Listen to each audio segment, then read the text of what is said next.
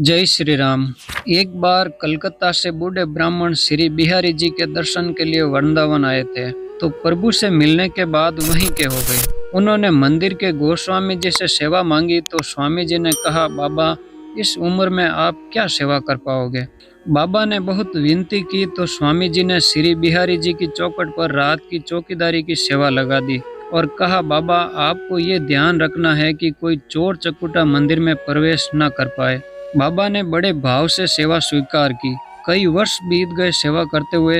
एक बार क्या देखते हैं कि बिहारी जी आधी रात को चल दिए सेवा कुंज की ओर, तो बाबा भी चल दिए उनके पीछे पीछे। सेवा कुंज के नजदीक पहुंचने पर बिहारी जी थक गए। उन्होंने पीछे मुड़कर देखा तो बाबा भी उनके पीछे पीछे थे। उन्होंने बाबा से कहा, मैं बहुत थक गया हूँ, आप मुझे सेवा कुंज तक पहुँचा दो। बाबा श्री बांके बिहारी जी को अपने कंधों पर बैठाकर सेवा कुंज की चौखट पर ले गए। प्रभु ने बाबा से कहा, मुझे यहीं उतार दो और मेरा इंतजार करना।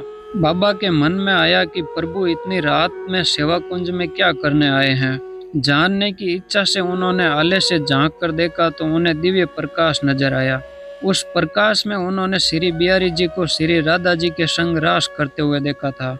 बाबा की हालत पागलों जैसी हो गई और गिरकर बेहोश हो गए थे। सुबह बिहारी जी ने बाबा को पुकारा और बाबा से कहा, बाबा मुझे मंदिर तक नहीं ले जाओगे। बाबा ने बिहारी जी को सुबह 4 बजे मंदिर में पहुंचाया और गोस्वामी जी से सारा वृतांत कहा।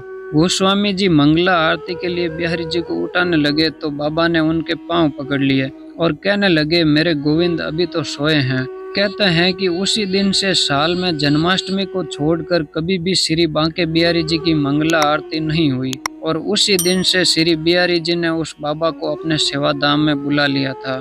जय श्री श्याम।